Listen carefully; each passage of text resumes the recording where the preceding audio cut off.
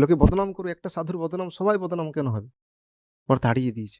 ভক্তি সিদ্ধান্ত বলছে আমি এখানে তো চলে যাচ্ছি। এই জড় জগতে মানুষ ভুল করবি, ভুল করলে সংশোধনটা ওইটা নয়, তাড়িয়ে দিয়ে এটা নয়, মানে ভগবানের সেবার মাধ্যমে আহ, তার হৃদয় আরো শুদ্ধ হবে। তাকে খুঁজে নিয়ে আসো, না হলে কিন্তু মানে আমি এখান থেকে চলে যাচ্ছি, আমি থাকছি না। তারপরে যে মাধব মহারাজ, তখন উনি ব্রহ্মচারী ছিল, উনি খুঁজে খুঁজে পেয়েছে একটা, উনি ঘড়ির দোকানে গিয়ে উম, মানে কাজ করছিল।